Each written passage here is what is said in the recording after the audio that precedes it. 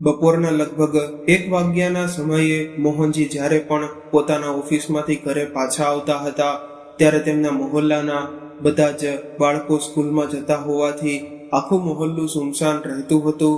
પરંતુ દરરોજ તેમને એક એવો બાળક મળી જતો હતો જે તેમની પાસે ભીખ માંગતો રહેતો અને કહેતો, બાબુજી, બહુ જોરથી ભૂખ લાગી છે, થોડા પૈસા આપી દો. મોહનજીને તેના પર દયા આવી જતી અને તેઓ તેને દરરોજ ક્યારેક 50 તો ક્યારેક 100 રૂપિયા આપી દેતા. પરંતુ એક દિવસ રેલવેના બધા કર્મચારીઓ હડતાલ પર ચાલી ગયા. મોહનજી પણ રેલવેમાં કર્મચારી હતા. હડતાલને કારણે મોહનજી ઓફિસ જવાને બદલે પોતાની પત્ની સાથે ઘરમાં જ રહેતા હતા. એક દિવસ કોઈ કામસર મોહનજી અને તેમની પત્ની બજારમાં ગયા તો રોજ જે રસ્તાથી તેઓ પાછા આવતા હતા તે રસ્તાથી ન આવી બીજા રસ્તાથી પાછા ફરી રહ્યા હતા. પરંતુ તે છોકરો રોજ મોહનજીના આવવાની રાહ જોતો રહેતો. જ્યારે બપોરથી સાંજ થવા લાગી ત્યારે તે છોકરો નિરાશ થઈને ત્યાંથી જવા લાગ્યો. ત્યારે જ તેને મોહનજી પોતાની પત્ની સાથે બીજા રસ્તેથી આવતા દેખાયા. તેણે જોરથી અવાજ લગાડ્યો, બાપુજી, બાપુજી. ત્યારે મોહનજીની પત્ની વિમળાજીને એનો અવાજ સંભળાયો. તેમણે પાછળ ફરીને જોયું તો ખબર પડી કે એક છોકરો તેમને અવાજ આપી રહ્યો છે અને હાથ બતાવીને રોકવાની કોશિશ કરી રહ્યો છે. ત્યારે વિમળાજીએ કહ્યું, હજી ગાડી રોકોને, કોઈ તમને અવાજ આપી રહ્યું છે. ત્યારે મોહનજીને યાદ આવ્યું કે આજે તો તેમણે તે છોકરાને પૈસા નહોતા આપ્યા. કદાચ એ જ અવાજ આપી રહ્યો હશે. તેમણે પોતાની ગાડી રસ્તાની બાજુમાં ઊભી રાખી અને તેની પાસે આવવાની રાહ જોવા લાગી.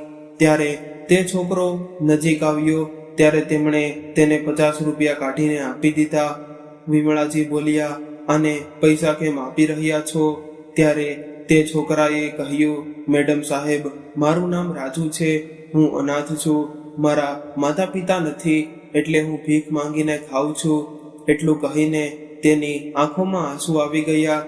વિમળાજીએ પોતાના પર્સમાંથી 500ના 4 નોટ કાઢ્યા અને તેને આપતા કહ્યું, લે બેટા, આ પૈસાથી કંઈક કામ કરજે, પરંતુ આજ પછી ક્યારેય ભીખ ન માંગતો. એકવાર ભીખ માંગવી એટલે 100 વાર મરવા જેવું છે. વિમળાજીની વાત રાજુના દિલને સ્પર્શી ગઈ. તેને તેના દ્વારા આપેલા બધા રૂપિયા પોતાની પેન્ટની ખિસ્સામાં રાખ્યા અને મનમાં અનેક સવાલ જવાબ કરતા કરતા આગળ વધવા લાગ્યો. જેમ જ તે થોડું દૂર ગયો તેણે જોયું કે એક માણસ, તેના બંને હાથ નહોતા, તે પોતાના પગથી જ એવા કરતબ બતાવી રહ્યો હતો કે તેના કરતબ જોવા માટે હજારો લોકો ભેગા થઈ ગયા હતા અને તાળીઓના ગડગડાટથી તેનો ઉત્સાહ વધારી રહ્યા હતા. તે માણસ સાથે આવેલ વ્યક્તિએ ત્યાં હાજર જનતાને માઇક દ્વારા જાહેરાત કરીને જણાવ્યું કે આના જન્મતા જ તેના મા બાપે તેને ઝાડીઓમાં ફેંકી દીધો હતો, કારણ કે આ વિકલાંગ હતો. એ સમયે હું ત્યાંથી પસાર થઈ રહ્યો હતો. મેં કોઈ બાળકના રડવાનો અવાજ સાંભળ્યો તો ખબર પડી કે એ બાળક બીજું કોઈ નહીં પરંતુ આપણો આ મુન્નો હતો. તેમણે તેને એટલા માટે ફેંકી દીધો હતો જેથી તેમને આથી છુટકારો મળી જાય અને આ નાનકડી જાન થોડા સમયમાં તડપીને મરી જાય. પરંતુ તેઓ એ નથી જાણતા કે મરનાર કરતા બચાવનાર મોટો હોય છે. રાજુએ તેની આ કહાની સાંભળી તો તેને પોતાની જ કહાની લાગી, પરંતુ રાજુએ વિચાર્યું કે ભગવાને તેના બંને હાથ છીનવી લીધા છે, છતાં પણ તે કેટલા કુશળતાથી ખુશ રહીને લોકોને કરતબ બતાવે છે અને પૈસા કમાય છે. અને ભગવાનને તો મને બે સારા સલામત હાથ આપ્યા છે, તો હું ભગવાન પાસે ફરિયાદ કેમ કરું કે તેમણે મને અનાથ કેમ બનાવ્યો? વિચારવા માટે બુદ્ધિ આપી છે, કામ કરવા માટે હાથ અને ચાલવા માટે પગ અને જોવા માટે આંખો આપી છે, તો પછી મને તો કોઈ વસ્તુની કમી નથી. નહીં, આજથી હું ભીખ નહીં માંગુ. આજથી હું મહેનત કરીને જ ખાઈશ. જ્યારે એ માણસ વિકલાંગ હોવા છતાં મહેનતની કમાણી ખાઈ શકે છે તો હું કેમ નહીં? બસ પછી શું હતું? કહે છે ને કે જ્યાં ઈચ્છા હોય ત્યાં રસ્તો હોય છે. બસ એવું જ રાજુ સાથે પણ થયું. રાજુ કંઈક વિચારતો આગળ વધી રહ્યો હતો કે રસ્તામાં તેને બટાટાની ભરેલો એક ઠેલો દેખાણો.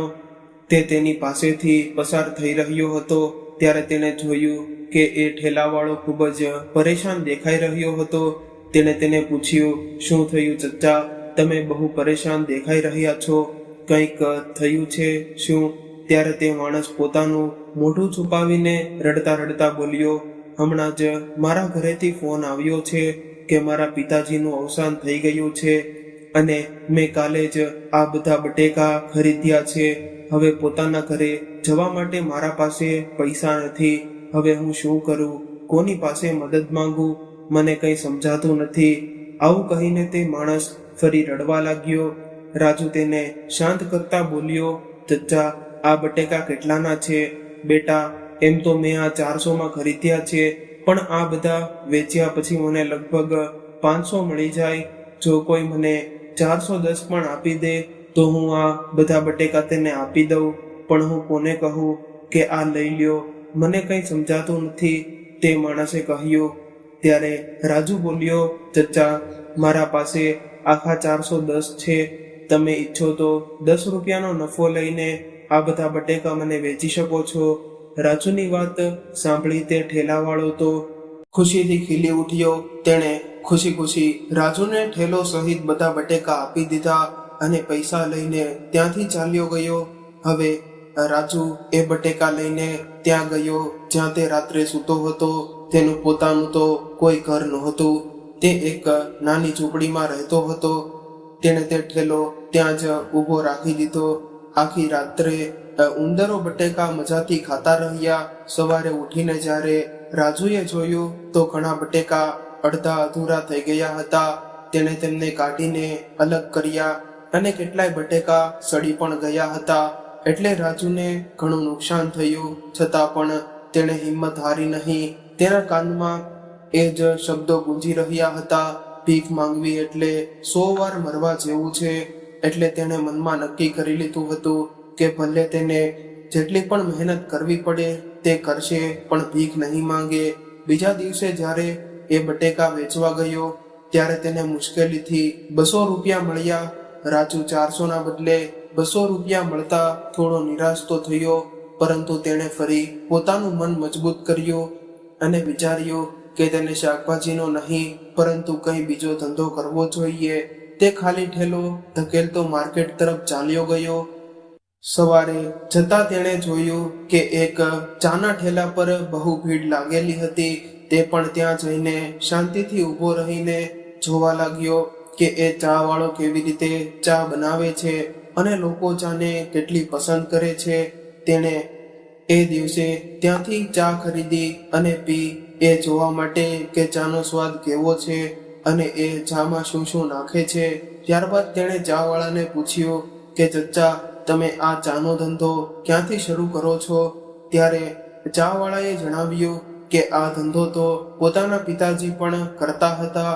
રાજુએ વિચાર્યું કે એટલે જ તેઓ એટલી કુશળતાથી ચા બનાવે છે, પરંતુ શું હું એટલી કુશળતાથી ચા બનાવી શકીશ?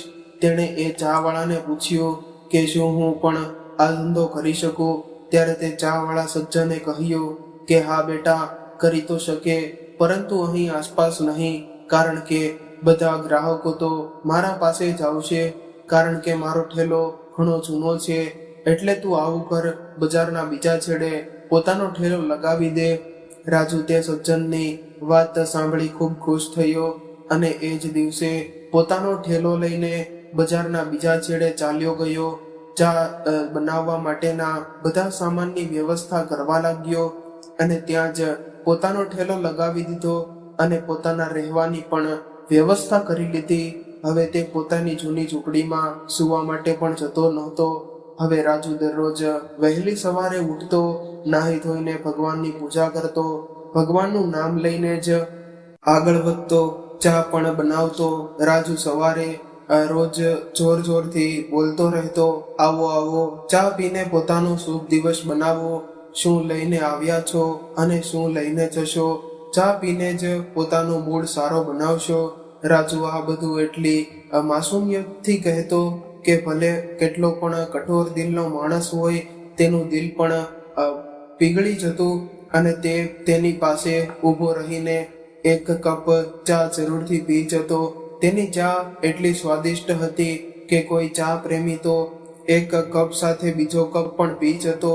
થોડા દિવસો બાદ રાજુ એટલો પ્રખ્યાત થઈ ગયો કે દરેક વ્યક્તિની જીભ પર રાજુ ચા વાળાનું નામ રહેતું. હવે તે જૂના ચા વાળાના ધંધામાં પણ ઘણો ફરક પડવા લાગ્યો હતો. ત્યારે તેણે વિચાર્યું કે શા માટે હું પણ રાજુ ચા વાળાની ચા પીને ન જોઉં. એ એવી કેવી બનાવે છે ચા કે લોકો તેની ચાના દીવાના બનતા જાય છે. ત્યારે તે સજ્જન રાજુની દુકાને ગયા તો રાજુએ તેમને ખૂબ જ સન્માન સાથે પોતાની દુકાનમાં બેસાડ્યા અને તેમને ચા પીવડાવી. જ્યારે તેઓ તેને ચાના પૈસા આપવા લાગ્યા ત્યારે રાજુ બોલ્યો, ના ચચા, આપ પૈસેથી જ મને આ કામ શીખ્યું છે, એટલે તમે મારા ગુરુ થયા અને ગુરુ પાસેથી કોઈ શિષ્ય પૈસા લે એ શોભતું નથી. એ ચા વાળાએ વિચાર્યું કે શા માટે હું રાજુને મારી પરેશાની પણ ન કહી દઉં, જેથી રાજુ પોતાની ચાની દુકાન ક્યાંય બીજી જગ્યાએ લગાડી દે અને મારા ગ્રાહકો પાછા આવી જાય. પરંતુ રાજુની માસૂમિયત જોઈને તેનું દિલ પણ ગવાહી આપતું નહોતું કે તેઓ રાજુને કંઈ કહે. પરંતુ તેમનો ઉદાસ ચહેરો જોઈને રાજુ જ બોલી પડ્યો, શું વાત છે ચચ્ચા, તમે ઉદાસ લાગી રહ્યા છો?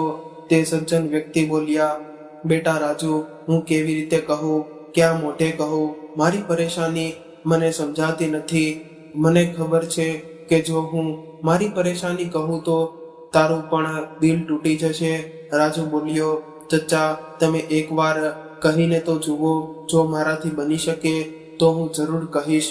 ત્યારે તે સજ્જન હકલાતા બોલ્યો કે રાજુ બેટા, જ્યારથી તું પોતાની ચાની દુકાન ખોલી છે ને ત્યારથી જ મારી દુકાનમાં ગ્રાહકોના બરાબર થઈ ગયા છે.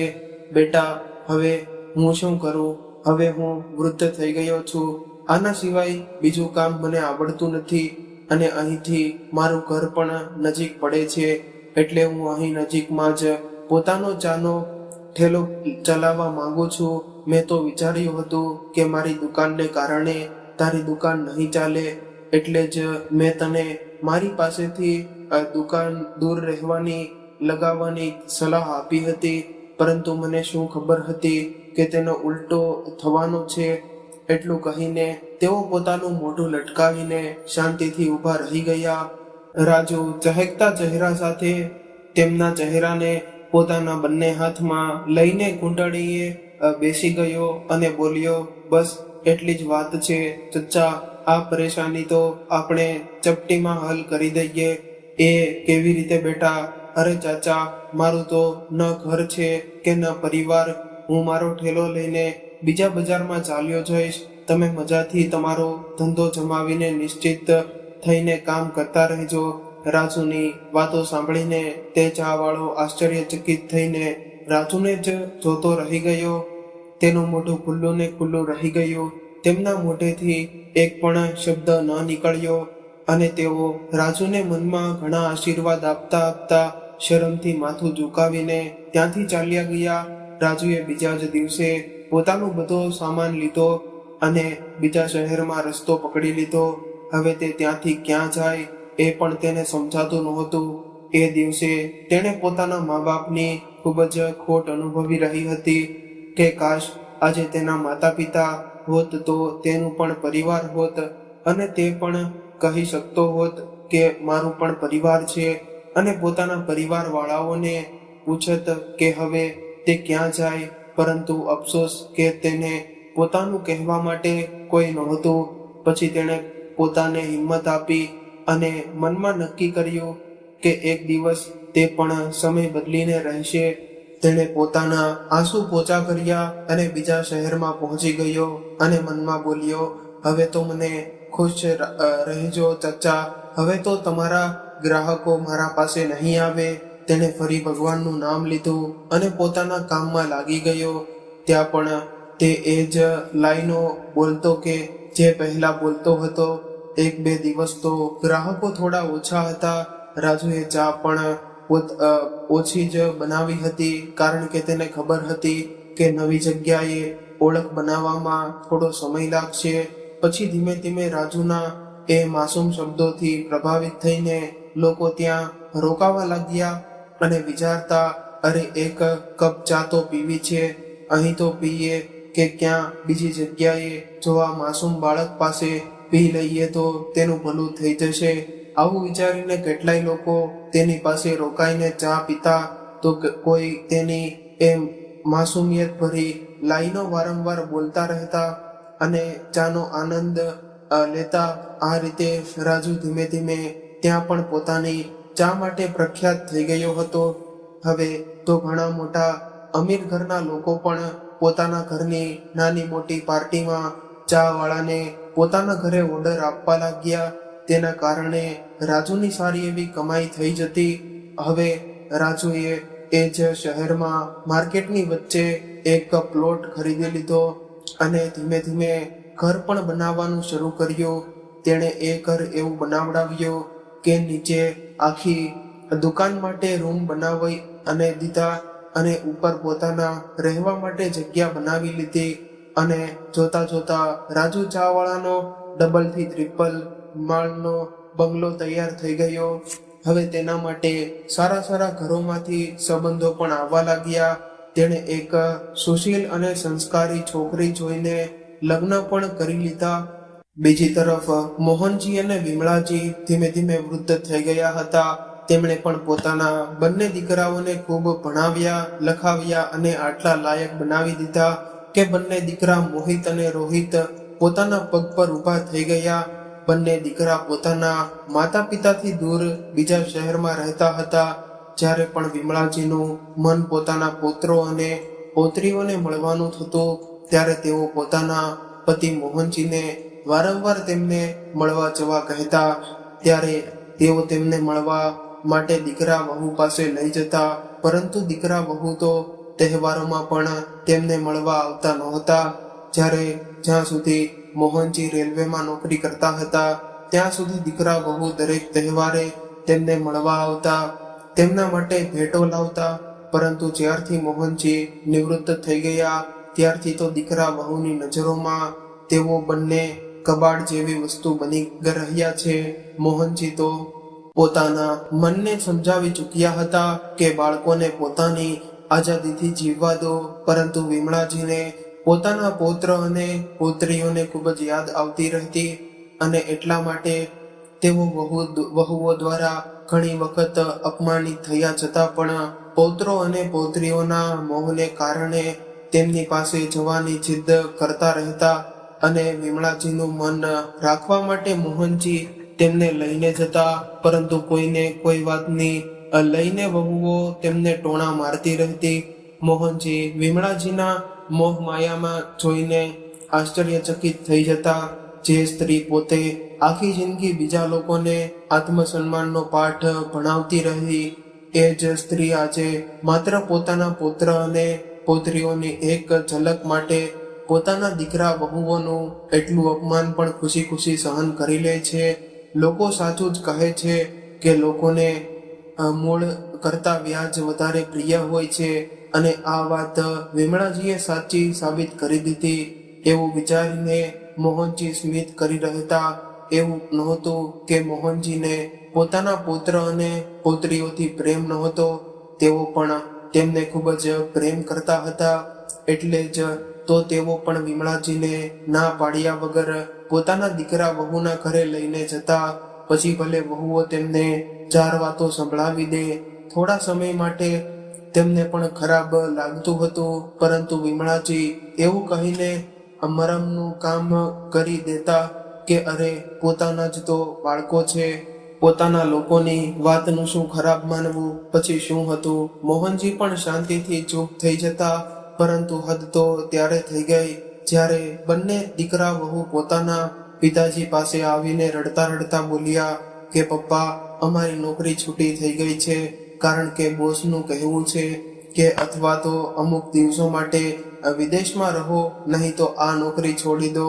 હવે અમે અમારા પરિવારને છોડીને વિદેશ તો થઈ નથી શકતા ને, એટલે અમે તમારી પાસે મદદ માંગવા આવ્યા છીએ કે તમે અમારા રિટાયરમેન્ટના પૈસા અમને આપી દો તો તમારી બહુ મોટી મહેરબાની થશે.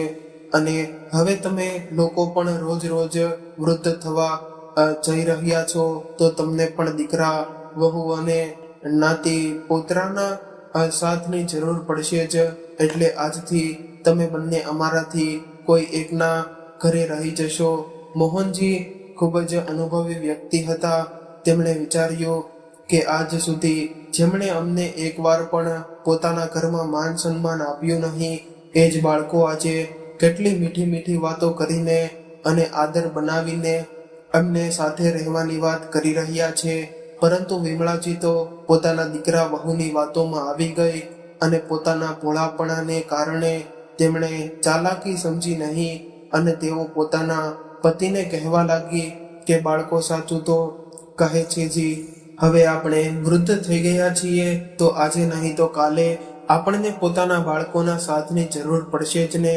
તો કાલની રાહ શા માટે જોવી? આજે જ તો આપણે બાળકોને સમયસર પૈસા આપી દઈએ તો તેઓ પોતાના પરિવાર સાથે સાથે આપણા માટે પણ કંઈક સારું કરશે જ. વિમળાજીના વારંવાર કહેવા પર મોહનજી માની ગયા અને તેમણે પોતાના બધા પૈસા બંને દીકરાઓને સરખા વહેંચી દીધા અને બીજા જ દિવસે બંને પોતપોતાના પરિવારને લઈને જવા લાગ્યા. ત્યારે વિમળાજીએ બોલ્યા કે અરે બેટા, તમે તો બંને આ શું કરી રહ્યા છો? શું તમે લોકો પોતાના ઘરે જઈ રહ્યા છો? ત્યારે મોટા દીકરો મોહિત બોલ્યો કે હા માં, રાત્રે જ એક ડીલરનો ફોન આવ્યો હતો. જો હું આજે જ તેને નહીં મળું તો મેં જે રેટે ધંધાની વાત કરી છે એ કેન્સલ થઈ જશે, એટલે મને જવું પડશે. ત્યારે રોહિત પણ પોતાનો બેગ અને પોતાનો પરિવાર લઈને નીકળ્યો તો વિમલાજી બોલ્યા કે બેટા, શું તને પણ કોઈ ડીલરને મળવાનું છે? હા, નહીં માં, ખરેખર વાત એવી છે કે હું જે ઓફિસમાં કામ કરતો હતો ને એ બોસનો ફોન આવ્યો હતો, એટલે કહ્યું છે કે જો હું આજે જ મારું રાજીનામું આપું તો જ મને PF ના પૈસા મળશે, નહીં તો એક પણ પૈસો નહીં મળે, એટલે મને પણ જલ્દી જવું પડશે. ત્યારે વિમળાજી બોલ્યા કે અરે, એ બધું તો ઠીક છે, પરંતુ અમને બંનેને કોણ લઈને જશે એ વિશે શું વિચાર્યું છે તમે? ત્યારે બંને ભાઈઓ એકબીજાને જોવા લાગ્યા. ત્યારબાદ મોટો દીકરો મોહિત બોલ્યો, અરે માં, તમે ચિંતા શા માટે કરો છો? અમે લોકો આવીશું ને તમને લેવા.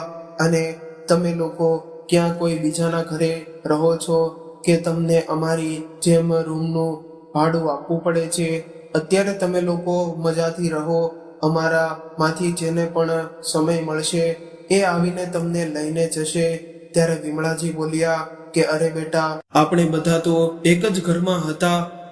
તમે લોકો રાત્રે જ કહી દીધું હોત તો અમે બંને પણ તમારી સાથે જ તૈયાર થઈ જાત. અરે માં, અમને લાગ્યું કે તમે લોકો સૂઈ ગયા હશો અને રાત પણ ઘણી થઈ ગઈ હતી, એટલે તમને જગાડવાનું યોગ્ય ન લાગ્યું. કોઈ વાત નથી માં, ત્યાં સુધી તમે તમારી બધી સહેલીઓને મળી લેજો અને બધું સામાન પેક કરી અને આ રાખજો, જેથી અમને વારંવાર ગામમાં આવવું ન પડે.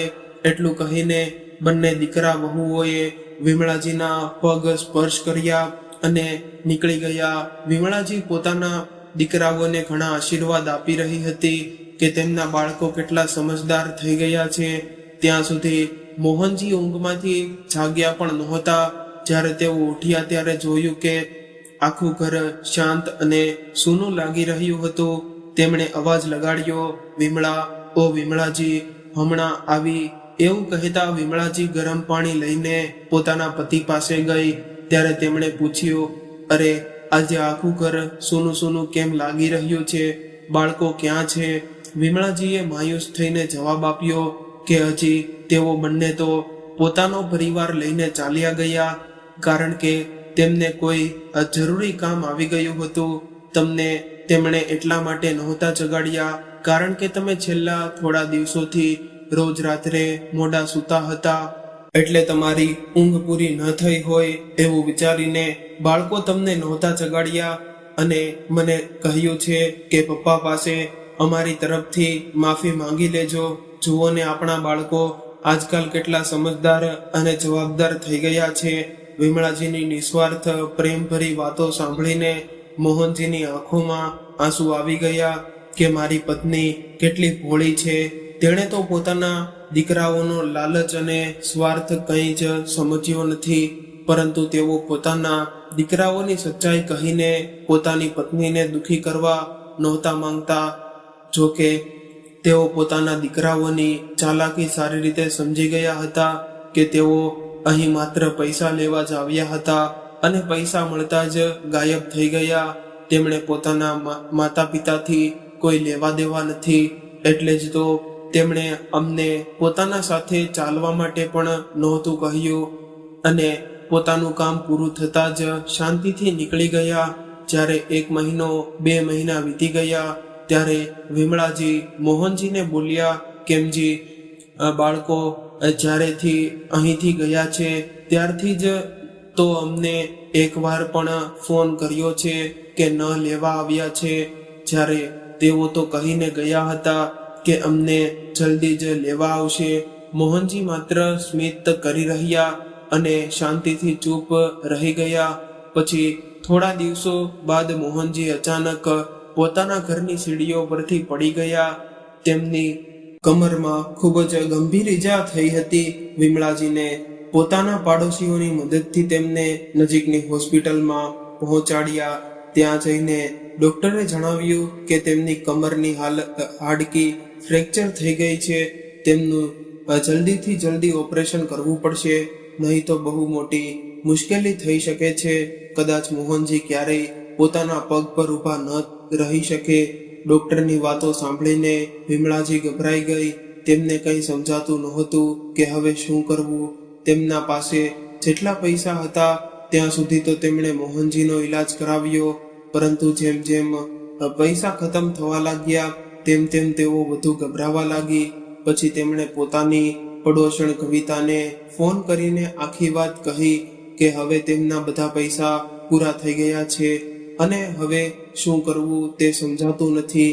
ત્યારે કવિતાજી બોલ્યા, અરે વિમળા, જે પૈસા તે પોતાના દીકરાઓને આપ્યા હતા ને, હવે તો આખા 4 મહિના થઈ ગયા. અત્યાર સુધી તો તેઓ ધંધામાં સારી એવી કમાણી કરતા હશે, તો શા માટે તું એમની પાસેથી ઓછામાં ઓછા પૈસા ન માંગે?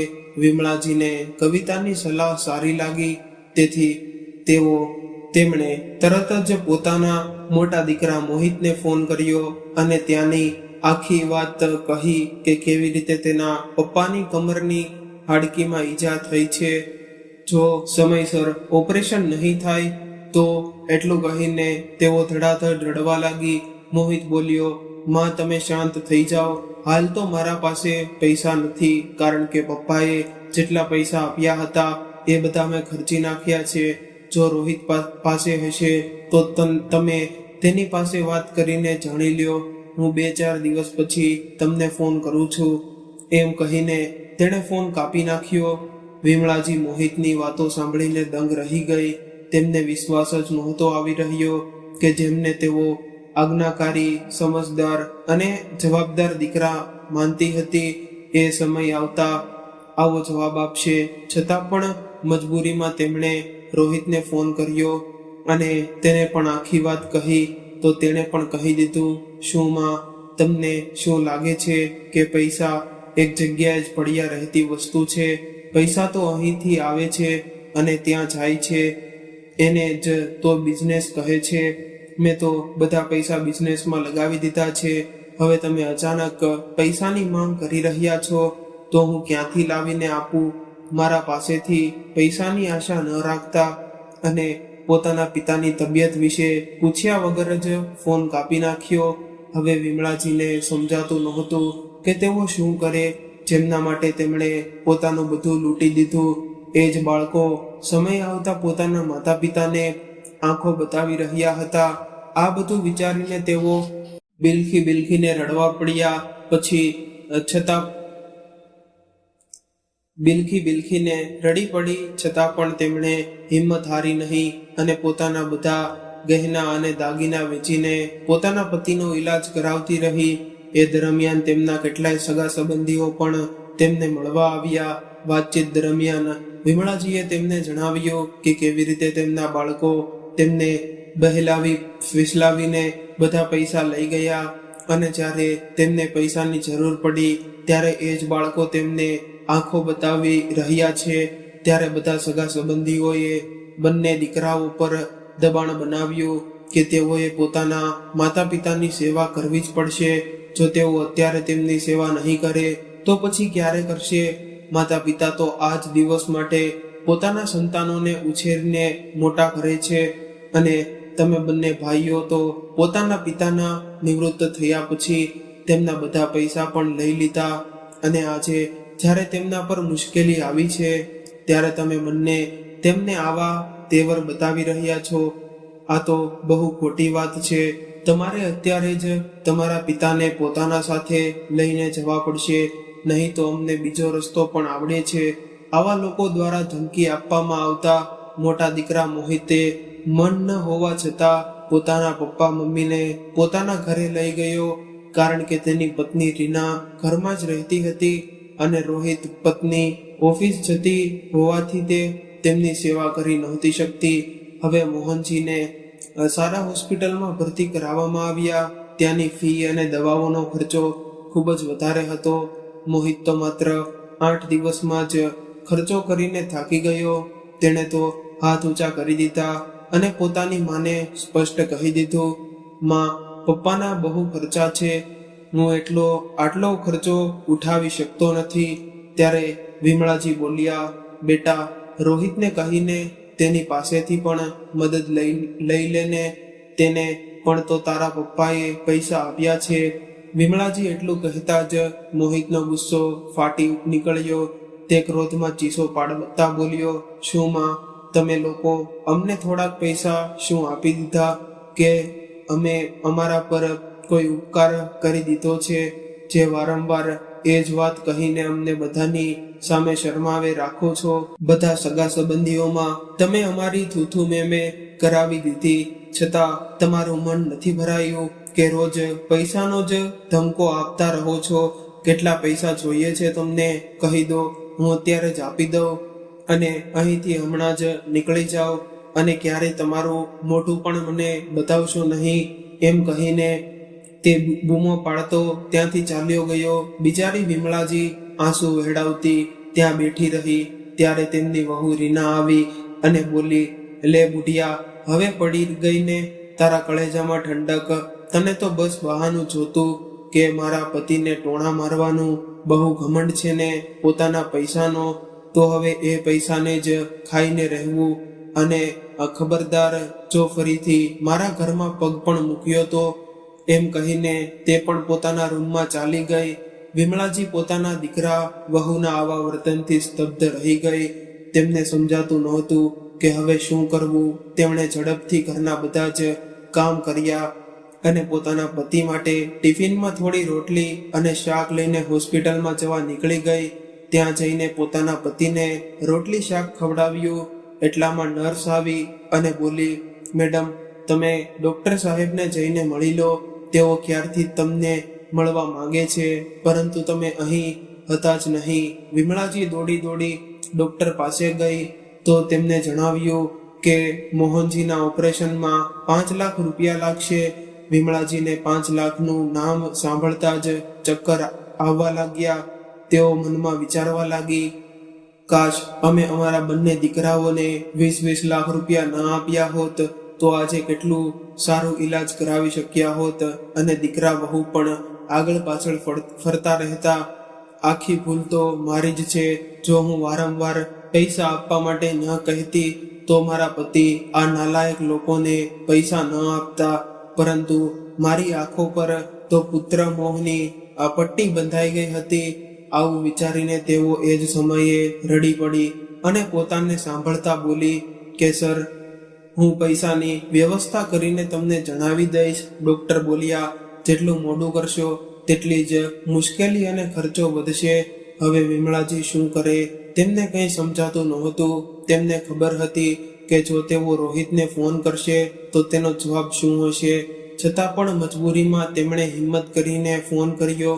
વારંવાર ફોન કર્યા પછી પણ તેણે વિમળાજીનો ફોન ઉઠાવ્યો નહીં. તો વિમળાજીએ વિચાર્યું કે શા માટે તેઓ સીધા તેના ઘરે જ ન ચાલી જાય, જેથી સામસામે બેસીને વાત કરશે તો કદાચ તે સમજી જાય. અને તેઓ રોહિતના ઘરે જવા માટે નીકળી પડી. જ્યારે તેઓ રોહિતના ઘરે પહોંચ્યા તો તેમના ઘરને તાળું મારેલું હતું. તેમણે પાડોશીઓને પૂછ્યું તો તેમણે જણાવ્યું કે તેણે તો આ મકાન વેચી દીધું છે અને હવે બીજી જગ્યાએ ઘર ખરીદી ત્યાં રહે છે. જ્યારે વિમળાજીએ નવા ઘરનું સરનામું પૂછ્યું તો કોઈએ જણાવ્યું નહીં. વિમળાજી પરેશાન થઈને ત્યાંથી પાછી હોસ્પિટલ જવા માટે નીકળી પડી. તેઓ ગભરાટમાં પાગલ જેવી ક્યારેક દોડતી તો ક્યારેક ચાલતી જઈ રહી હતી કે અચાનક તેમની ટક્કર એક કાર સાથે થઈ ગઈ. તે કારવાળો તેમને ટક્કર મારીને ઝડપથી ત્યાંથી ભાગવાની કોશિશ કરી રહ્યો હતો, પરંતુ થોડે અંતરે ટ્રાફિક પોલીસ ઊભી હતી. તેમણે તેને જોઈ લીધો અને તરત જ ગાડી પકડીને પોતાના કબજામાં લઈ લીધી અને એ માણસને પણ ક્યાંય ન જવા કહી દીધું. પછી ત્યાં હાજર કેટલાય લોકોને કહીને વિમળાજીને ઊભી કરવામાં આવી. જ્યારે વિમળાજીને ઊભા કરવામાં આવ્યા અને તેમને પાણી પીવડાવવામાં આવ્યું ત્યારે તેઓ થોડા ઠીક થયા.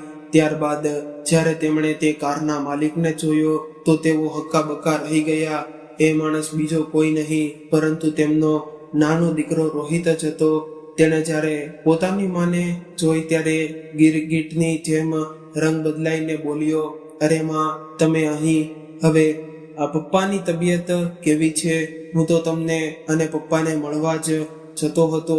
બિચારી વિમળાજીએ રોહિતના મોઢેથી આવી વાતો સાંભળી તો તેમની આંખોમાંથી આંસુઓની ગરમર લાગી ગઈ. તેમણે કહ્યું, હા તો બેટા ચાલ ને જલ્દી હોસ્પિટલ ચાલ, ત્યાં તારા પપ્પા તારી રાહ જોઈ રહ્યા છે. પોલીસવાળાઓ બોલ્યા, અરે આ શું મામલો છે? દીકરો પોતાની માને ટક્કર મારીને ભાગી રહ્યો હતો અને માં તેને એટલા લાડથી હોસ્પિટલ ચાલવા કહી રહી છે. શું વાત છે? ક્યારેક તું પોતાની ભૂલ છુપાવવા માટે ખોટું તો નથી બોલતો? રોહિત બોલ્યો, ના ના સર, મને પિતાજીની બહુ ચિંતા થઈ રહી હતી એટલે હું ઉતાવળમાં ગાડી ચલાવી રહ્યો હતો તો ભૂલથી માને ટક્કર લાગી ગઈ. સારું, તો તું કારમાં છે અને તારી માં પગપાળા ક્યાં ફરી રહી છે? ક્યાંક તું એ પોતાની માને ઝઘડો કરીને ઘરેથી કાઢી તો નથી દીધી ને? પોલીસવાળાઓએ પૂછ્યું તો રોહિતનું તો ગળું જ સૂકી ગયું. પરંતુ વિમળાજીને તો એ સમયે જલ્દીથી પોતાના પતિ પાસે હોસ્પિટલ પહોંચવું હતું એટલે તેમણે કહી દીધું, ના સર, હું તો અહીં નજીકના મંદિરમાં મારા પતિની સલામતી માટે પ્રાર્થના કરવા આવી હતી. સાંભળ્યું છે કે ત્યાં માથું ટેકવાની દરેક ઈચ્છા પૂરી થાય છે અને મારા પાસે મોબાઈલ ન હોવાથી મારા દીકરા સાથે વાત થઈ શકતી નહોતી અને આ ઉતાવળમાં હોસ્પિટલ જવા માંગતો હતો એટલે નાનો એવો અકસ્માત થઈ ગયો. એવું કહીને વિમળાજીએ પોતાના હાથ પગમાં લાગેલી ઈજાઓ પર ધ્યાન આપ્યા વગર જ તેની કારમાં બેસી ગઈ અને જલ્દી હોસ્પિટલ જવા કહ્યું. પોલીસ વાળાઓએ પણ એ જ સમયે રોહિતને કડક ચેતવણી આપી કે તું એ પોતાના માતા પિતાને પરેશાન કરવાની કોશિશ કરી તો સીધો જેલની હવા ખાતા તૈયાર રહેજે.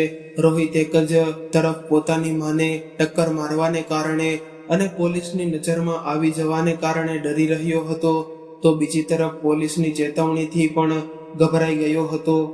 એટલે એ સમયે તે શાંતિથી વિમળાજીને હોસ્પિટલ લઈ ગયો.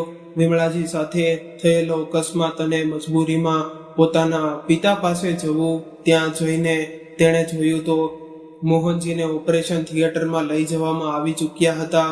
વિમળાજીએ તેમની આસપાસ બેડ પર પડેલા દર્દીઓના અટેન્ડરને પૂછ્યું તો તેમણે જણાવ્યું કે તેમને ઓપરેશન માટે લઈને ગયા છે.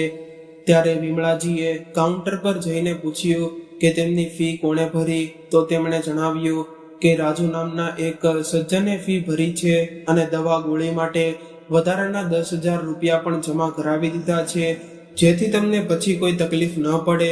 તેમણે તમારી ઘણી રાહ જોઈ પણ તમે આવ્યા જ નહીં, એટલે તેઓ ચાલ્યા ગયા. વિમળાજી વિચારતા વિચારતા પરેશાન થઈ ગઈ કે આ રાજુ કોણ હશે, જેણે આમ અજાણ્યા લોકો માટે એટલી મોટી ફી ભરી દીધી. હું તો કોઈ રાજુને ઓળખતી પણ નથી.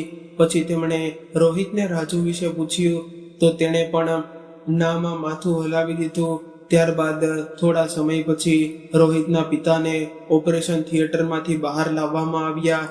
રોહિત પોતાના પિતાને મળ્યો અને પોતાના ઘરનું સરનામું પોતાની માને આપીને ત્યાંથી નીકળી ગયો. થોડા દિવસો બાદ મોહનજીને હોસ્પિટલમાંથી રજા મળી ગઈ. વિમળાજીએ મોહિતને ફોન કર્યો તો તેણે કહી દીધું કે આટલા દિવસો સુધી તો મારા ઘરે રહ્યા, હવે રોહિતના ઘરે જાઓ. ત્યારબાદ વિમળાજીએ પોતાના નાના દીકરા રોહિતને ફોન કર્યો તો તેણે કહ્યું કે અમે બંને અમારી ડ્યુટી પર ગયા છીએ, તમે લોકો ઓટોમાં બેસીને આવી જાઓ. વિમળાજીએ તેમનું ઘર ક્યારેય જોયું પણ નહોતું, છતાં તેમણે ઓટોવાળાને સરનામું કહ્યું તો તે તેમને એ સરનામે પહોંચાડી ગયો. હવે બંને પતિ પત્ની પોતાના દીકરા બહુના ઘરે આવવાની રાહમાં તેમના ઘરના બહાર જ ભિખારીઓની જેમ ભૂખ્યા તરસ્યા બેઠા હતા. જ્યારે તેમની વહુ મીરા સાંજે આવી અને તેમને પોતાના ઘરની બહાર બેઠેલા જોયા તો તેમને જોતા જ ગુસ્સાથી ભરાઈ ગઈ. તેણે ઝડપથી ઘરની ચાવી ખોલી અને તેમને અંદર આવવા કહ્યું. જ્યારે તેઓ અંદર આવ્યા તો તે તેમના પર વરસી પડી. તમે લોકો સાંજ થતા પછી આવી શકતા નહોતા. તમને ખબર હતી ને કે ઘરમાં આખો દિવસ કોઈ રહેતું નથી, બાળકો પણ સ્કૂલ પછી ટ્યુશનમાં જાય છે. આજે તમારા જેવા ફટીચર લોકોને કારણે અમારા પાડોશીમાં તેઓ અમારી નાક કપાઈ ગઈ. તમને કોઈને જોયા હશે તો શું કહ્યું હશે કે તેમના ઘરમાં આ ક્યાં ભિખારી લોકો આવ્યા છે. મમ્મીજી, હવે જલ્દી ઉઠો અને કામમાં લાગી જાઓ. હું તો આખો દિવસ કામ કરીને થાકી ગઈ છું અને તમે તો હોસ્પિટલમાં માત્ર ખુરશી જ તોડી હશે, એટલે હવે બતાવો તમારી તાકાત. બિચારી વિમળાજીએ હોસ્પિટલમાં રહેતા ન તો એક દિવસ પણ પેટ ભરીને ખાધું હતું અને ન તો રાતભર પૂરતી ઊંઘ લીધી હતી. છતાં પણ તેઓ પોતાનું દુઃખ કોને કહે, એટલે તેઓ શાંતિથી કોઈ વાદ વિવાદ કર્યા વગર કામમાં લાગી ગઈ. તેમણે સૌથી પહેલા ઘરમાં ઝાડુ માર્યું, પછી સિંકમાં પડેલા વાસણો સાફ કર્યા. ત્યાં સુધી વહુએ ચા બનાવી તો બધાએ ચા પીધી. એટલામાં રોહિત પણ આવી ગયો. પોતાની માને કામ કરતા જોઈ તો તેણે કહ્યું, અરે માં, તમે ઘરમાં આવતા જ કામ કરવાનું શરૂ કરી દીધું, આજે તો આરામ કરી લેતા. એટલામાં મીરાએ તેની તરફ મોટી મોટી આંખો કરીને જોયું તો તે પણ ચૂપ થઈ ગયો. હવે તો વિમળાજી રોહિતના ઘરના બધા કામ કરતી અને બદલામાં તેમને માત્ર 2 ટાઈમનું ભોજન મળતું. સમય આમ જ પસાર થઈ ગયો. હવે મોહનજી ધીમે ધીમે ઠીક થઈ રહ્યા હતા. વિમળાજી તો ઘરના કામ કરતી હતી, પરંતુ મોહનજી બેસીને ભોજન ખાતા હતા, જે મીરાને ખૂબ જ અખરતું હતું. તેથી તેણે પોતાના પતિને કહ્યું કે શા માટે તમારા પપ્પાને લોકોના ઘરમાં ગાર્ડનિંગ કામ કરવા મોકલી દેવામાં ન આવે. ઘરે તો કરે જ છે, એ જ રીતે બીજાના ઘરમાં કરશે તો 4 પૈસા પણ આવશે અને તેમનું મન પણ લાગેલું રહેશે. રોહિત બોલ્યો, જો તને જે સારું લાગે તે કર. મીરાએ બીજા જ દિવસે પોતાની પાડોશણની આંટીને કહીને મોહનજીને તેમના ઘરે મોકલી દીધા અને કહ્યું કે આ અમારા ગામના નોકર છે, હવે અમારી પાસે કામ કરવા આવ્યા છે, એટલે બીજાના ઘરે પણ કામ હોય તો જણાવજો. મોહનજીને પણ લાગ્યું કે જેમ પોતાના ઘરના છોડ વૃક્ષોની સંભાળ રાખું છું તેમ ત્યાં પણ રાખી દઈશ તો મારો સમય પણ પસાર થઈ જશે.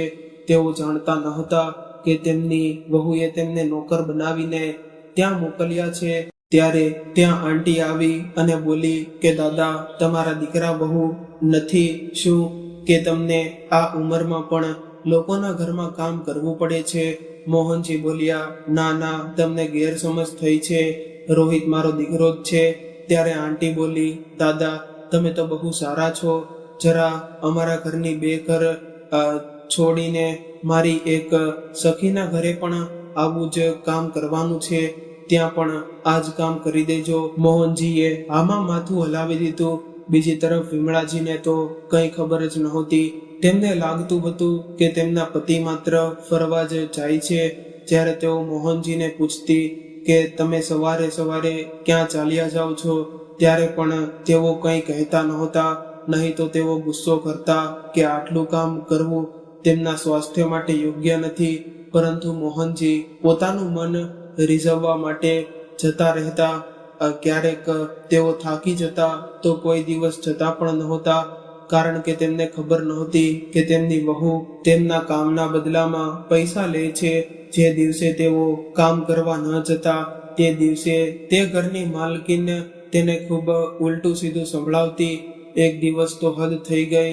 એક દિવસ રોહિત અને મીરા કામ પર ગયા. પછી મોહનજી પાડોશની આંટીના ઘરે 2 દિવસ સુધી કામ પર ગયા નહોતા. તો તે ધડાધડ તેમના ઘરે આવી ગઈ અને જોર જોરથી બૂમો પાડવા લાગી, અરે ખુશ બુઢ્ઢા, કેટલા દિવસ કામ પર ન આવવાનો ઈરાદો છે? નોકર છે તો નોકરની જેમ રીતે રહીજે, નહીં તો જો હું તારી માલકીન પાસે ફરિયાદ કરી દઈશ ને તો તને અને તારી પત્નીને એક દિવસ પણ પોતાના ઘરમાં નહીં રાખે. સમજ્યો? મેં તો તારા કામને જોઈને પહેલેથી એડવાન્સમાં પૈસા આપી દીધા છે અને તું તેનો નાજાયત ફાયદો ઉઠાવી રહ્યો છે. આટલી ઉંમર થઈ ગઈ છે, આજે નહીં તો કાલે ભગવાન પાસે જવાનો વારો આવી ગયો છે. શું મારું કર્જ લઈને મરવા માંગે છે? લાલચી ક્યાંનો બુઢ્ઢો!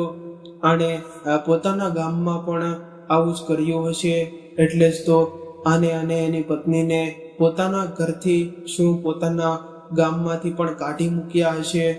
એટલે જ તો પોતાના જૂના માલિકના તળવા ચાટી રહ્યા છે.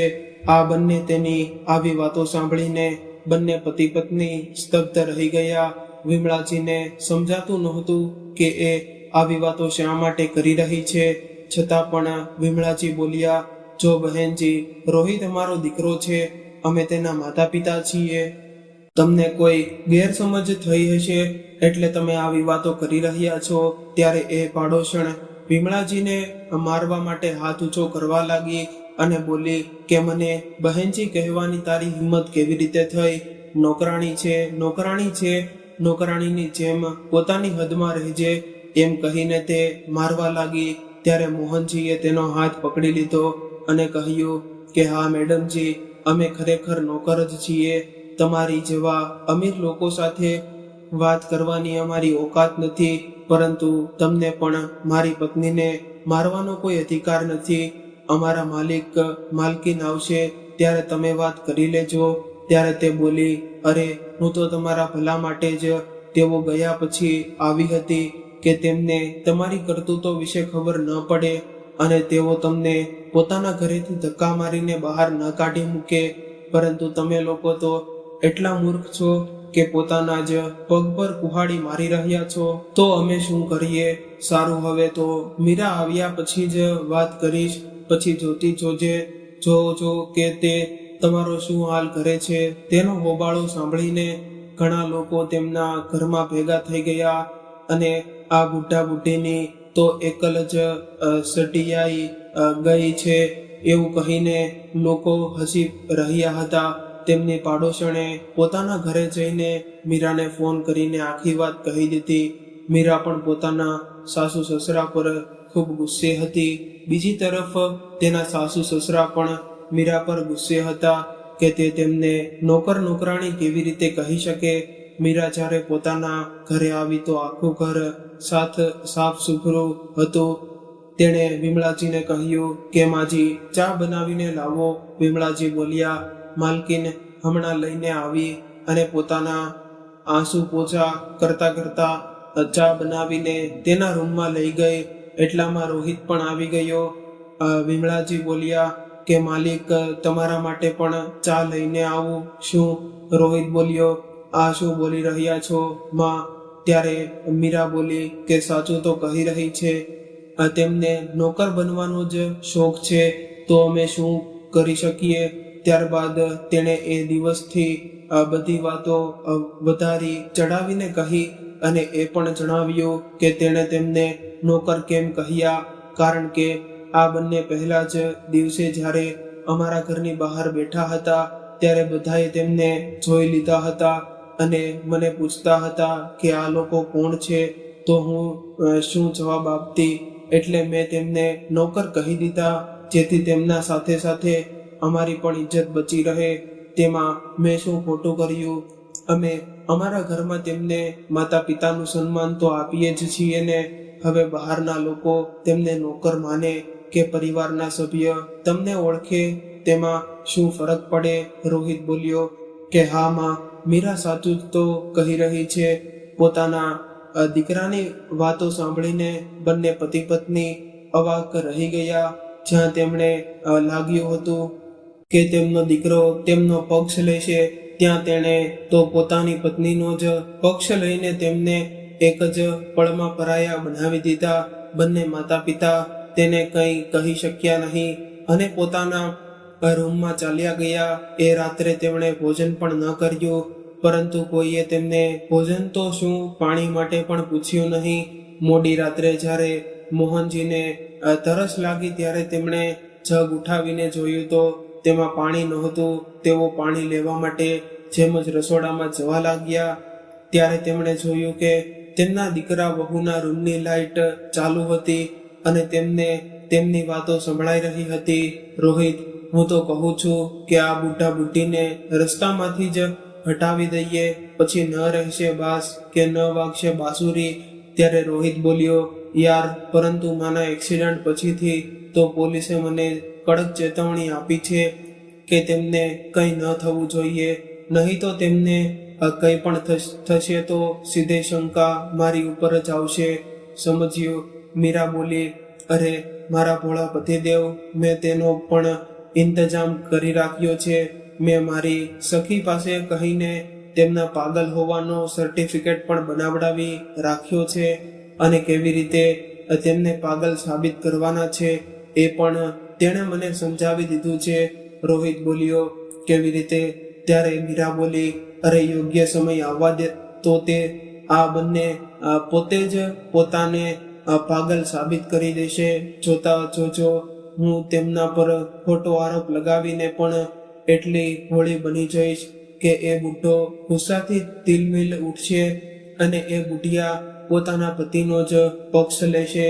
બસ આપણું કામ બની જશે. તેમને પાગલ સાબિત કરવા માટે એટલું જ પૂરતું રહેશે. પછી બધા આસપાસ વાળા જ કહેશે કે તેમને પાગલખાને મોકલી દો, પરંતુ અમે એવું બતાવશું કે ના, આ બંને ઘણા દિવસોથી અમારા ઘરે કામ કરે છે, એટલે અમને તેમની સાથે લાગણી થઈ ગઈ છે. અમે તેમને માતા પિતાની જેમ રાખીએ છીએ, એટલે અમે જ તેમને પોતાના ઘરે રાખીને સેવા કરશું અને પછી કોઈ સારો મોકો જોઈને તેમને એવી મોત આપીશું કે એક કાનને બીજા કાનથી ખબર પણ નહીં પડે અને તેની કેવી રીતે અંજામ આપવો એ વિશે પણ મેં વિચાર કરી લીધો છે. કારણ કે આ બુઢાને જેટલી પેન્શન મળે છે એથી વધારે તો તેની દવાઓમાં ખર્ચો થઈ જાય છે અને કામ કરવા કહો તો હોબાળો ભરે છે. એટલે હવે આ બંને મારી સહન શક્તિની બહાર છે. વહુની આવી વાતો સાંભળીને મોહનજી જેવો ક્યારેય બે દીકરાના પિતા હોવા પર ગર્વ કરતા હતા, આજે એ જ પિતા પોતાના જ દીકરા વહુની સાજિશનો શિકાર બની રહ્યા હતા. તેમની આંખોમાંથી આંસુ વહેવા લાગ્યા અને તેઓ પાછા પોતાના રૂમમાં જઈને બેઠા. પછી તેમણે વિમળાજીને ઉઠાડી અને આખી વાત કહી અને પૂછ્યું, તારો એક્સિડન્ટ ક્યારે થયો હતો અને કોણે કર્યો હતો? ત્યારે વિમળાજીએ એક દિવસની આ બધી વાત જણાવી કે કેવી રીતે તે રોહિતની કાર સાથે અથડાઈ હતી અને પોલીસે તેને શું કહ્યું હતું. મોહનજી સમજી ગયા કે રોહિત તેમને કઈ મજબૂરીમાં પોતાના પાસે રાખી રહ્યો છે, નહીં તો તેમને પોતાના પાસે એક સેકન્ડ માટે પણ ન રાખે.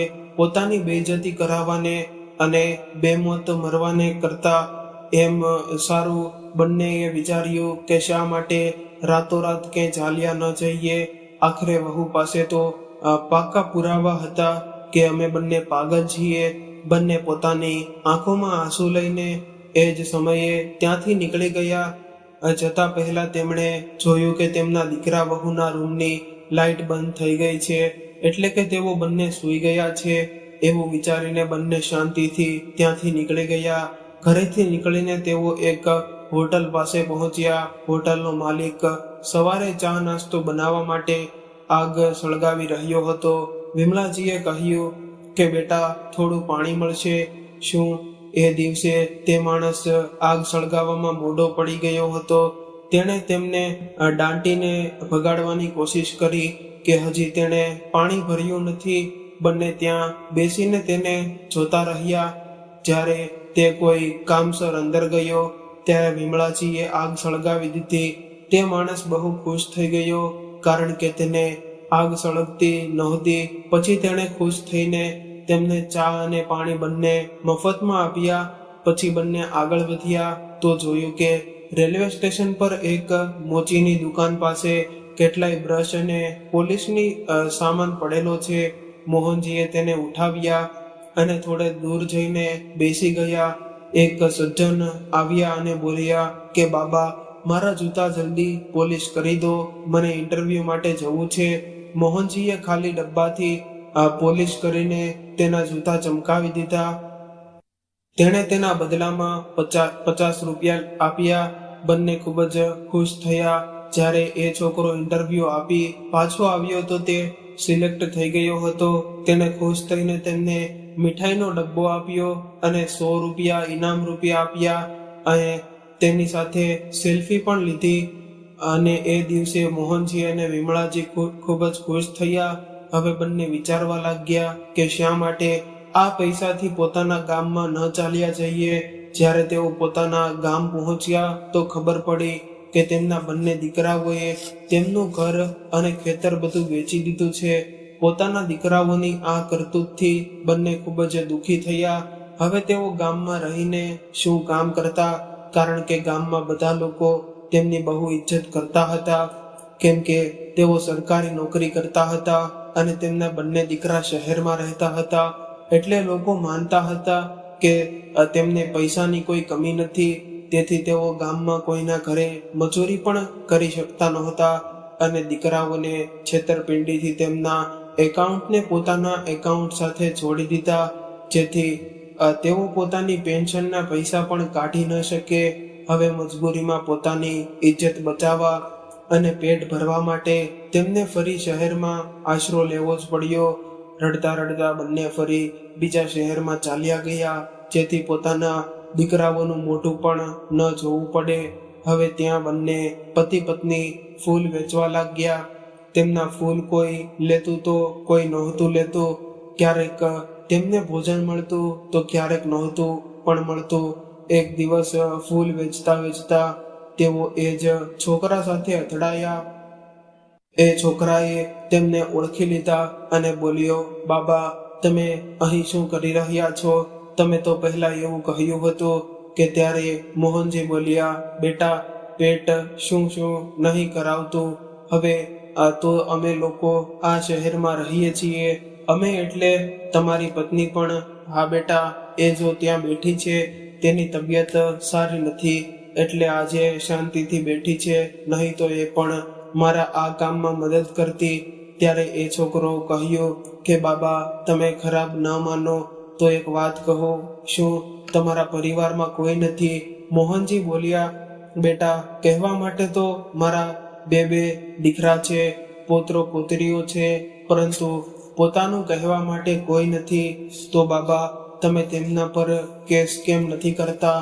બેટા, પોતાના જ બાળકો પર કેસ કરીને શું જીતવું? એ કરતા મરી જવું સારું. એ જ વિચારીને કેસ નથી કર્યો.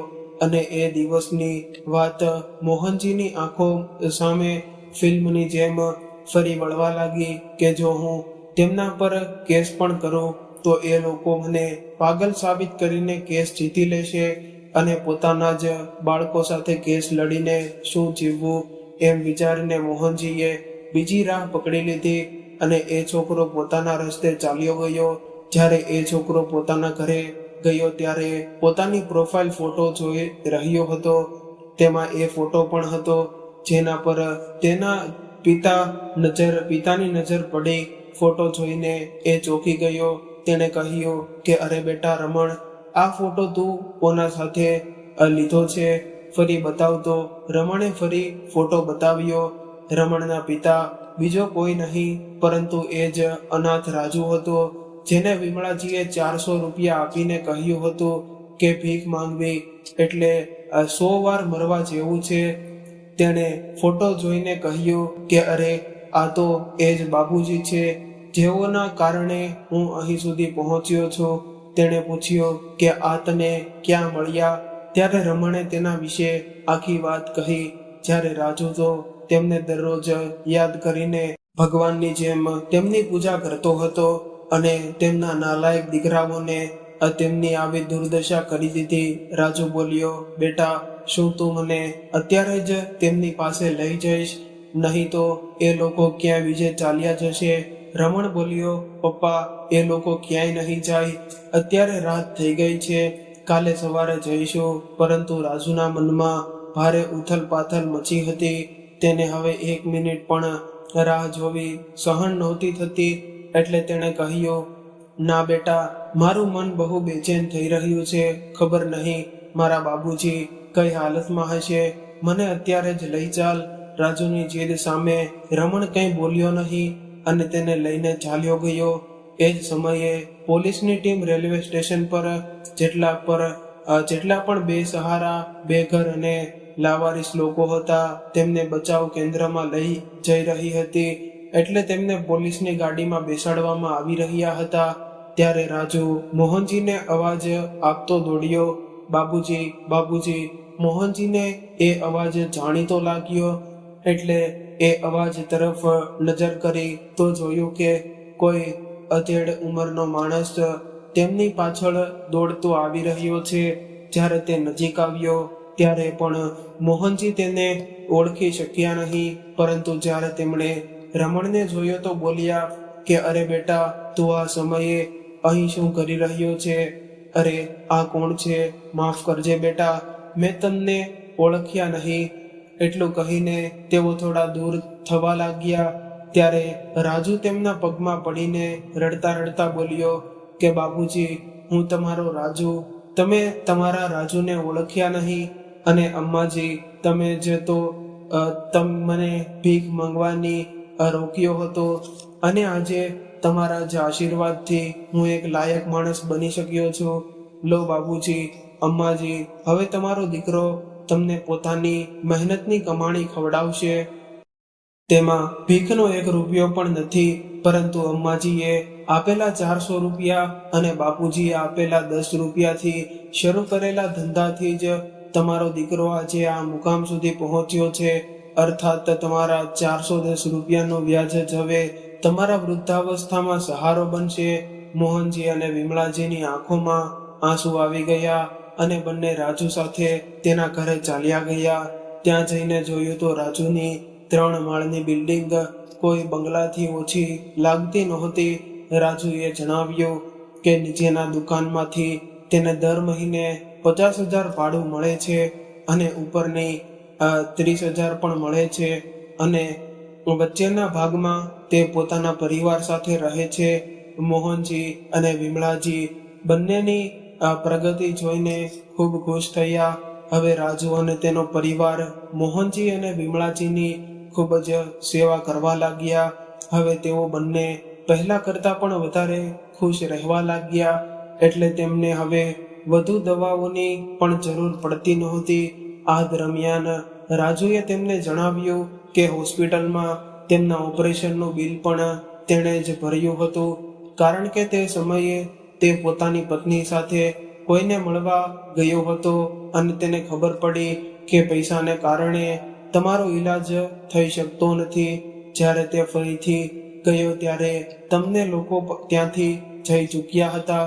બીજી તરફ રોહિતને કેન્સરની બીમારી થઈ ગઈ એટલે તે હોસ્પિટલમાં ભરતી થઈ ગયો. તેની નોકરી છૂટી ગઈ. મીરા તેનું ધ્યાન રાખવા માટે હોસ્પિટલમાં જ રહેવા લાગી તો તેની પણ નોકરી છૂટી ગઈ. તેમણે જેટલા પણ પૈસા બચાવ્યા હતા એ બધા ખર્ચાઈ ગયા.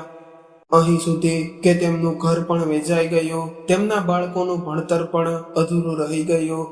મીરાને આ બધાનો એટલો મોટો આઘાત લાગ્યો કે તે પાગલ થઈ ગઈ. જ્યાં તે પોતાના સાસુ સસરાને પાગલ બનાવવા નીકળી હતી ત્યાં પોતે જ પાગલ બની ગઈ.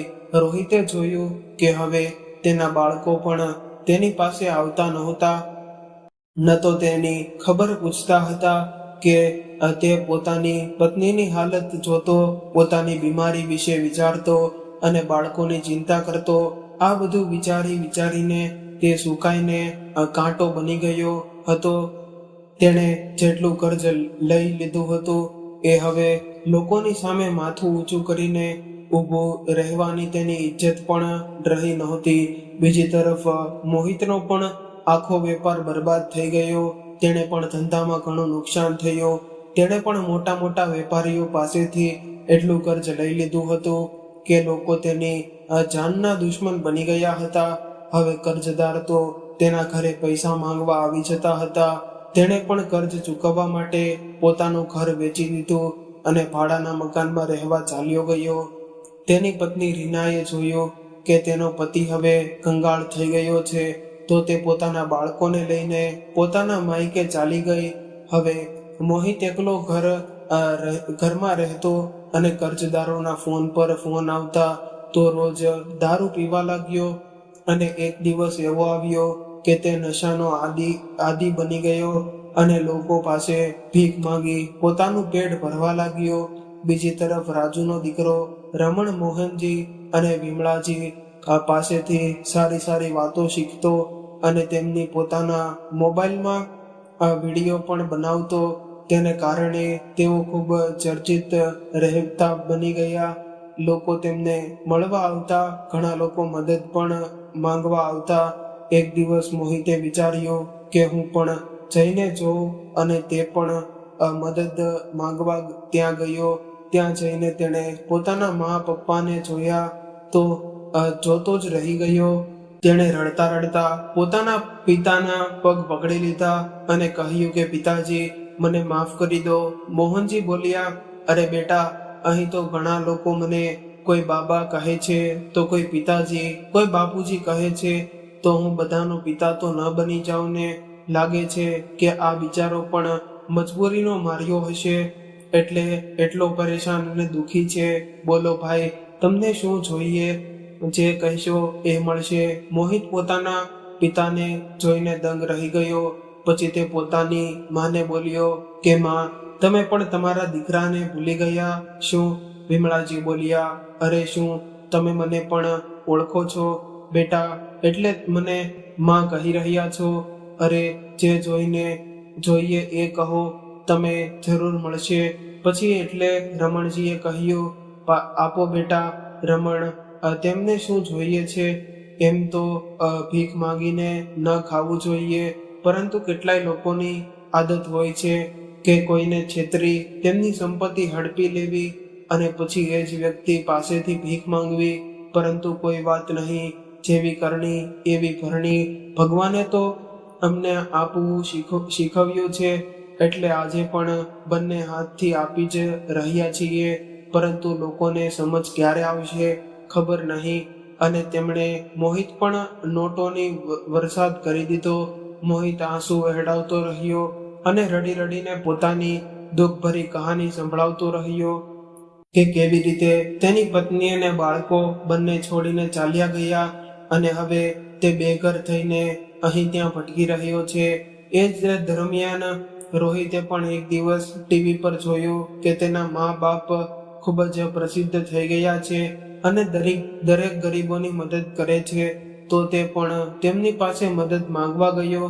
ત્યાં જઈને તેણે જોયું તો તેના મા પપ્પા અમીરોની જેમ રેશમી કપડાં પહેરીને 3 માળના બંગલામાં રહે છે અને તેમને મળવા માટે લોકોની લાઈન લાગી રહે છે અને બંને પતિ પત્ની લોકો પર પાણીની જેમ પૈસા વહેવી રહ્યા છે. આવી પ્રગતિ જોઈને તે દંગ રહી ગયો. તે આખો દિવસ લોકોનું આવવું જવું જોતો રહ્યો. અને પોતાના મોબાઈલમાં વિડીયો બનાવતો રહ્યો. જ્યારે લોકોનું આવવું જવું ઓછું થઈ ગયું ત્યારે એ પોતાના પિતાની પાસે ગયો અને તેના પગમાં પડીને માફી માંગવા લાગ્યો અને તેમને પૂછ્યું કે તેઓ એટલી જલ્દી આટલી પ્રગતિ કેવી રીતે કરી ગયા. ત્યારે મોહનજી બોલ્યા કે બેટા, મારનાર કરતા બચાવનાર મોટો હોય છે. ત્યારબાદ તેમણે પોતાના ઘરમાંથી નીકળ્યા પછીથી લઈને આજ દિવસ સુધીનો આખો સફર સંભળાવ્યો કે તેમની સાથે શું શું થયું, તેમણે કેવી રીતે મુશ્કેલીઓને સહન કરી અને તેમના ઉપકાર માનતા મોઢે બોલેલા દીકરાઓએ તેમની કેવી રીતે મદદ કરી અને આજે તેની મદદથી તેઓ બંને કેટલા ખુશ છે. ત્યારબાદ રોહિતે પણ પોતાની ભૂલ સ્વીકારી અને તેની સાથે શું શું થયું એ બધી વાતો જણાવી કે હવે તેને તેમની મદદની ખૂબ જ જરૂર છે. મોહનજી બોલ્યા, બધું લૂંટી લીધા પછી પણ હવે અમારી મદદ જોઈએ છે. નિર્લજ્જ, તારે તો ચુલ્લુ પર પાણીમાં ડૂબી મરવું જોઈએ. તમે બંને ભાઈઓ અમારી સાથે એટલું ખોટું કર્યું છે કે હવે અમારી શકલ જોવાની પણ ઈચ્છા નથી થતી. મારી નજર સામેથી દૂર થઈ જા. એટલું કહીને તેઓ અંદર ચાલ્યા ગયા. રોહિત પિતાજી પિતાજી કહેતો રહી ગયો, પરંતુ તેને કોઈ ફરી ન તેના પપ્પા મળ્યા અને ન તો તેની માં મળી. તો મિત્રો, તમને આ કહાની કેવી લાગી? જો સારી લાગી હોય તો વિડીયોને લાઈક